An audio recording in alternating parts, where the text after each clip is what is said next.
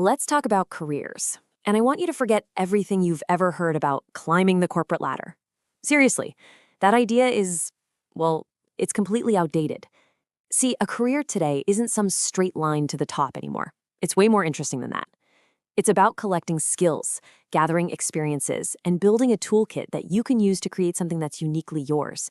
So let's open up this toolkit together and see what we're working with. So what's the big difference between the old way and the new way? This slide really breaks it down. The old career path was this super rigid, linear ladder. You know the drill. You put in your time, you slowly move up, you probably only have 1 or 2 jobs your whole life, and the company was pretty much in charge of your next step. But the new roadmap? It's dynamic, it's multi-directional. We expect to have lots of jobs, maybe even a few different careers, and we're taking on more responsibility way faster than ever before. But here's the most important part. Look at who's in charge. In this new world, you're in the driver's seat. It's your journey. I absolutely love this quote from Daniel Pink because it just hits the nail on the head. Think about it. Your career is like a giant collection of Lego bricks. Every project you do, every role you take, every new skill you learn, it's a different colored brick.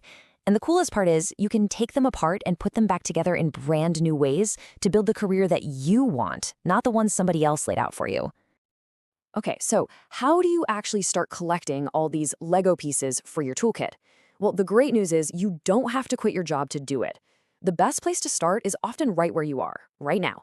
You can grow so much without ever leaving your current role. Let's dig into a few ways you can start adding new tools to your belt. Now, this is a really important distinction here. There are 2 main ways to grow in your job. First up is job enlargement. Think of this as adding width to your role. You're taking on more tasks, but they're at a similar skill level. Then you've got job enrichment, and this is all about adding depth. This is where you get more strategic responsibilities, things like planning your own work, organizing projects, tracking results. So one makes your job bigger, the other makes it richer. Both are valuable tools. Another fantastic tool is job rotation, which you might know as cross-training. This is such a powerful way to see the business from totally different angles. You might spend some time in marketing, then a few months in sales, then maybe even a little while in operations. It doesn't just build a more versatile skill set. It helps you understand how the entire organization actually fits together. You start to see the big picture. And hey, the opportunities don't stop there. Think about putting your hand up for a special project that's a little outside your comfort zone, or maybe join a committee or a task force. These are absolutely brilliant ways to gain new experiences, build your professional network, and, really importantly, get some visibility with the company's leaders. Every single one is another valuable tool for your belt. Okay, so you've added some tools, you've expanded your current role. What's next? Well, a lot of the time, the best move isn't out the door to a new company, it's to another part of your own organization. Let's talk about how moving within your company, what we call internal mobility, is a massive part of modern career development. And as you can see, there are a bunch of different paths you can take inside a company. Sure, there are promotions, that classic upward move, but don't sleep on lateral transfers. Moving to a different department at the same level can be an incredible way to broaden your experience. And you know what? Even demotions, sometimes requested by the employee, can be a super strategic move to get into a role that's a better fit for you. And of course, relocations, especially those international assignments, are just huge opportunities for growth. This is such a great question and a really important one. For decades, it seemed like the only way to advance was to become a manager. But what if you're a brilliant engineer or a fantastic scientist and you have absolutely zero interest in managing a team? Does your growth just stop? Do you hit a career ceiling? No way. And this right here is the solution. It's called the dual career ladder. Just look at this. It shows 2 parallel tracks for advancement. You can climb the management track, manager to director to VP, or you can climb the technical or professional track, becoming a senior scientist, then a principal scientist, and maybe even a research fellow, all with comparable pay and prestige. This is how smart organizations hold on to their top technical talent. It's a total game changer. Now, one thing is for sure, building your career isn't something you have to do alone. In fact, you really shouldn't. Finding the right guides, people who can give you some perspective and support you along the way, is one of the most important tools you can possibly have. And that brings us to coaching and mentoring. Okay, people use these terms interchangeably all the time, but they are actually very, very different. Let's break it down. Coaching is usually short-term and focused on a specific task.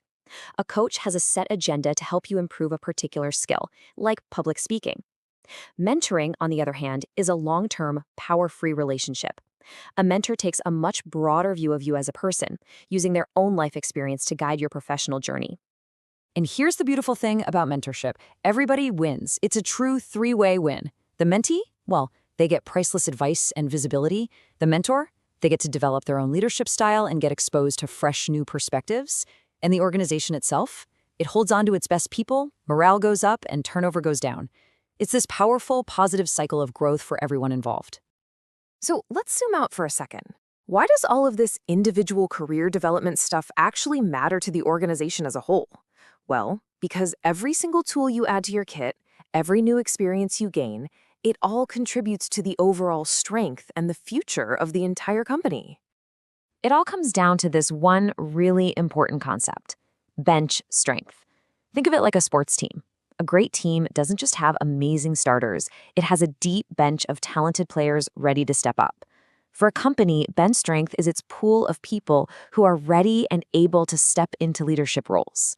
By investing in your career, the company isn't just helping you, it's building its own future.